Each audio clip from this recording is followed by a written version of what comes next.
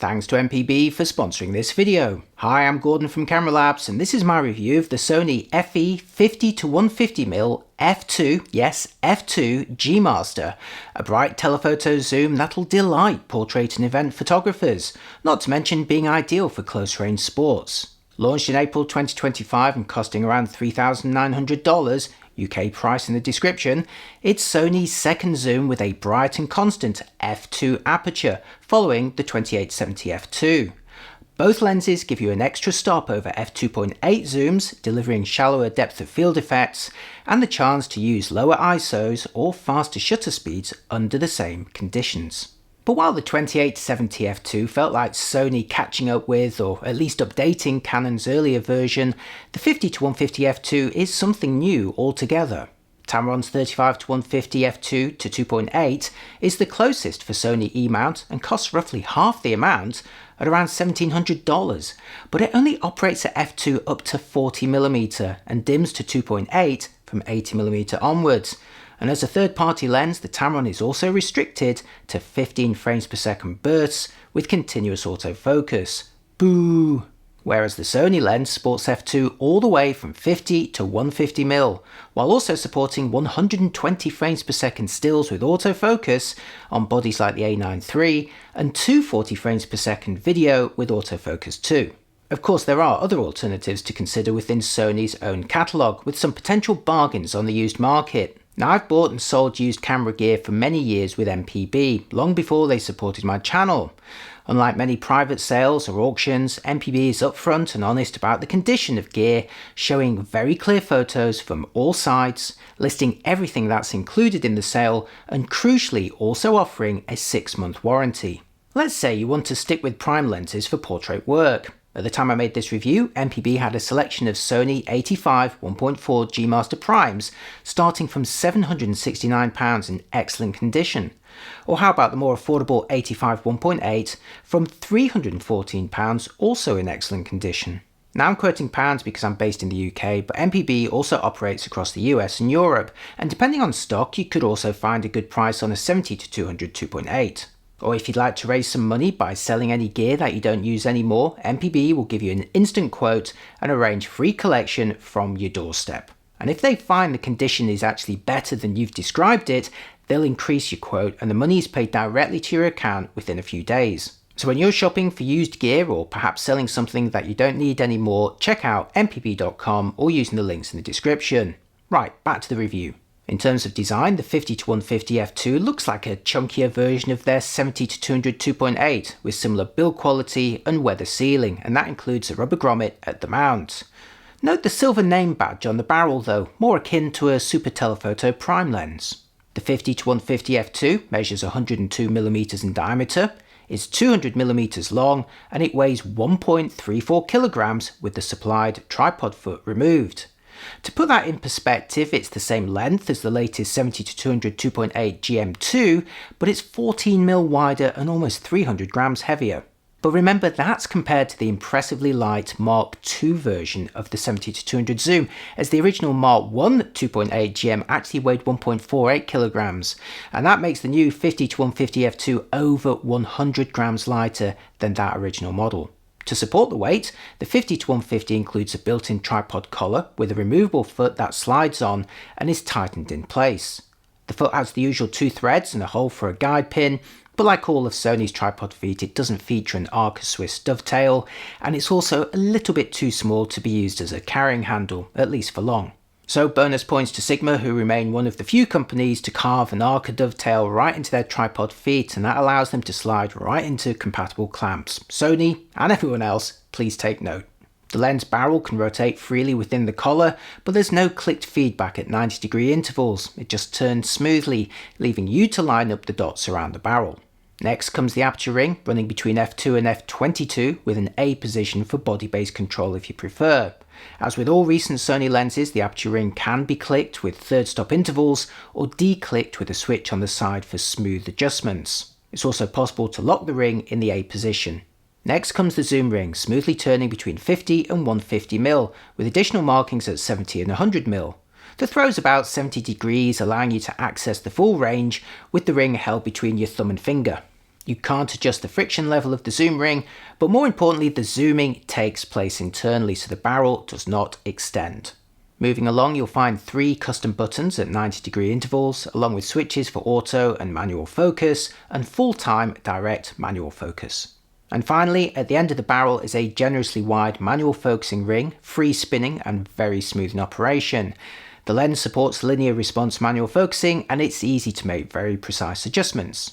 Meanwhile, the filter thread measures 95mm and the supplied cylindrical hood twists onto a bayonet at the end with a button to release it and a small window that slides open to access rotating filters. Meanwhile, a rubber tip around the edge of the hood allows you to stand the lens up securely. Interestingly, Sony warns that filters with a large outer diameter may prevent the hood from fitting properly, and they advise using models that are less than 99.4mm wide in total. You've been warned. In terms of the optical construction, the 50-150 employs 19 elements in 17 groups, has an 11-bladed diaphragm system, and a closest focusing distance of 40cm at the 50mm focal length, and 74cm at the 150mm focal length. The maximum magnification is 0.2 times, allowing slightly tighter close-ups than the 70-200 2.8 GM Mark II. There's no optical stabilization, so you'll be relying on IBIS alone to iron out any wobbles. The lens covers a surprisingly useful range and could replace a number of primes. It starts at 50mm for a standard field of view. Next, here's how it looks at 70mm, a short telephoto that's good for close-up portraits. Next, for the 85mm focal length, beloved of portrait photographers. Now at 100mm, and that's pretty good for more distant details. And now at 135mm, again another popular choice of portrait photographers who desire greater isolation. And finally at the long end of 150mm, where you can get a little tighter still. I'll be showing you some portrait versions of these focal lengths in a moment. For some people, the 50-150 range will actually prove more flexible than a traditional 70-200, but do be warned that the new lens is not compatible with teleconverters. Now let's have a look at focusing performance for stills photography first, starting with the lens at 50mm f2, mounted on an A7R5, where you can see it swiftly pulling focus in single AFS mode, with only a minor wobble at times to confirm. Switch to continuous AFC mode, and the camera uses phase detect autofocus to deliver faster and more confident focus pulls that are almost instant here. Also, while the lens pulls focus, note the almost complete lack of focus breathing. Next, for the lens at 150mm f2, again starting in single AFS mode, where you'll see a little bit of overshooting in extreme examples like this, but it recovers very quickly. Meanwhile, switching to continuous AFC boosts the confidence, pulling focus almost instantly and again with little to no evidence of breathing. Let's have another look at those focus pulls, this time for video, starting at 50mm f2, where you'll see smooth and confident performance with continuous AFC, and again barely any breathing. Next at 150mm f2, where you'll see occasional overshoots at this extremely close distance, but under more normal distances you'll have no problems at all. Let's now see the video focusing under a more typical portrait or presentation distance, first at 50mm f2. No problems at all for the Sony system to keep me nice and sharp, and this also gives you an idea of the potential for background blur. And next to 150mm f2, where there's way less of the background to distract you and the potential for very shallow depth of field effects. And I've got a more formal portrait test coming for you in just a moment. Before moving on though, here's a focus breathing test at 50mm f22, manually focusing between infinity and the closest distance, where you'll see that the lens is virtually bereft of breathing. This is very impressive performance. And again at 150mm f22, manually focusing between infinity and the closest distance, where again there's virtually no change to the field of view due to breathing. This lens also supports focus breathing compensation on the latest bodies, but judging from these results, I don't see any reason to enable it, at least at the long and the short ends of the range. Next, for my distant landscape quality test with the view angle so that details run right into the corners. I'm starting here at 50mm f2. Now, all of my tests were made using an A7R5 body for the maximum resolution and without any profiles enabled for distortion compensation, so you're looking at pure optical quality here without any digital correction for geometry. So, taking a close look in the middle of the image at 50mm f2 shows a tremendous amount of detail right out of the gate, and in my tests, no benefit to closing the aperture any further, at least in terms of sharpness in the middle.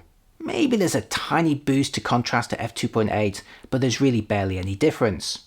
So now let's head into the far corner of the f2 sample, where I'd say the details remain equally sharp and there's virtually no evidence of softening. I say virtually as maybe there's the slightest hint of the corners becoming fractionally crisper as you close the aperture, but that's really just for the pixel peepers out there. So moving on to the 70mm focal length, here wide open to f2, before taking a closer look in the middle. Here, as with 50mm, the details look very crisp without any benefit to stopping down any further. So let's head right into the far corner, where again the details are looking very good. If you're seriously pixel peeping, you may notice a fractional reduction in the ultimate crispness, which can improve a tad as you gradually close the aperture, but for most purposes it's looking pretty great across the frame even at larger apertures. Next for the lens at 100mm, midway through the range now, again starting at f2.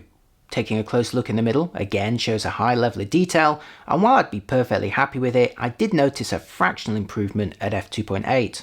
So now back to the f2 sample before heading into the far corner, and here I'd say the details remain very respectable even with the aperture wide open.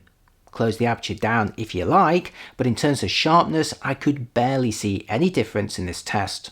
And now finally at 150mm f2, the long end of the range, and taking a close look in the middle continues the theme so far of fine details right out of the gate.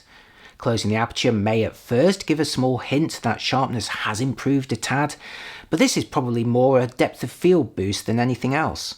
So let's head into the corners of the f2 sample where the details have remained nice and crisp. Closing the aperture doesn't bring any improvements to sharpness, but it will lift the corner darkening due to vignetting that was visible at the maximum aperture. But the bread and butter for a lens like this will be people at portrait distances, and as mentioned at the start, it covers a lot of popular lengths. So I'll start at 50mm for standard coverage, which would be good for capturing multiple people or more of the surroundings. Or how about at 85mm, where you can already see the change in perspective and the reduced area in the background, less to distract you. Now at 135mm, where the background is much tighter, allowing you to really isolate the subject. And finally at 150mm, which lets you get a little tighter still. But are they sharp though? Well, what do you think? Here's the view at 50mm f2, and taking a closer look at my eyes shows the high degree of detail that we've come to expect from recent Sony lenses. Now at 85mm f2, and again zooming into my eyes shows very crisp details, while the background blur is nice and soft. Likewise at 135mm f2 here, with sharp details in focused areas and even greater obliteration of the background behind me. Like all recent G Master lenses, it manages to balance crisp details with smooth background blur. And finally at 150mm f2, where Sony reckons you're going to be enjoying similar background blur to the 135 1.8 prime when both are wide open. Noting all these examples, I've had to move progressively further from the camera, in turn bringing me closer to the background. So if your background is more distant, you're going to enjoy even greater blurring. For a more formal test of background blur, it's time for my bokeh ball test, photographed from the closest focusing distance of the lens. Let's start at 50mm f2 from a distance of 40cm, where the fairy lights are transformed into huge bokeh blobs, mostly well behaved and minimising distracting outlines or textures within.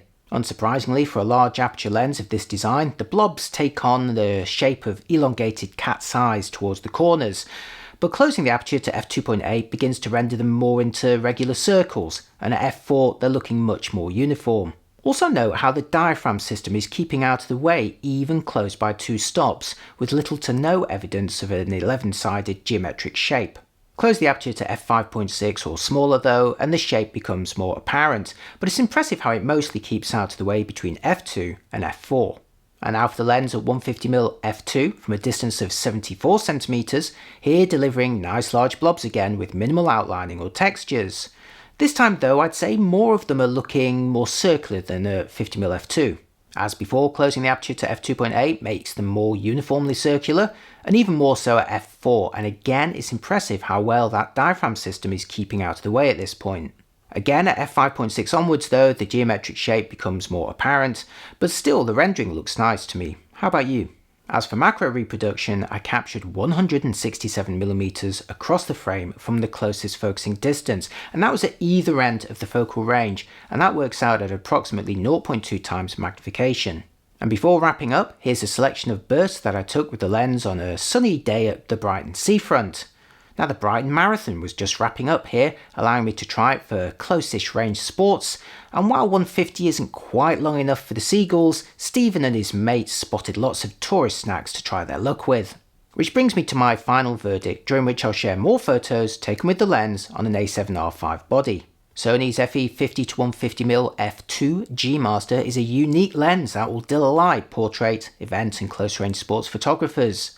Traditionally, they'd be mostly using a 70-200 2.8, but I'd argue the 50-150 range is actually more practical in many of these situations, while that brighter f2 aperture will deliver greater background blur and the chance to use faster shutter speeds or lower ISOs under the same lighting conditions. We often kid ourselves that 70-200 2.8 could replace primes, but the reality often fails to match the kind of background blur on a fixed focal length lens. But the 50-150 f2 comes much closer, especially if you zoom in a little bit longer. It really could replace a raft of popular prime lenses for many users, including a 50, 85 and 135mm. And by exploiting Sony's latest optics, it delivers the crisp details and soft blur that we've come to enjoy from the best in the G Master series. For distant subjects, the 50-150 performs brilliantly, delivering pin-sharp images throughout the range and pretty much across the frame, even at the maximum aperture, and without any correction needed to the geometry. Impressive stuff. At portrait distances, the eyes are crisp, while the background rendering is nice and smooth with no distracting artifacts. And on top of that, you're getting a decent feature set, including a declickable aperture ring, removable tripod foot, and compatibility with Sony's fastest cameras. No lens is perfect, of course, with the 50-150 sadly not compatible with teleconverters, and while it is lighter than Sony's first 70-200 2.8 zoom, that still makes it quite a hefty lens to lug around, especially compared to their latest and surprisingly light 70-200 2.8 Mark II. Oh, and it's comfortably more expensive than that lens as well. But again, think of the larger aperture and the primes that it could replace in your bag. I reckon it'll be a big seller for Sony, and now they've got a pair of f2 zooms, it does beg the question if they'll be part of a growing series. So what else would you like to see?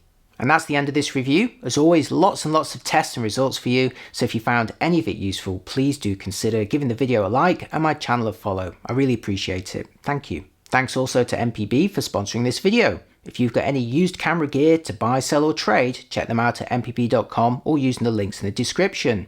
Thanks again for watching, and I'll see you next time. Bye bye.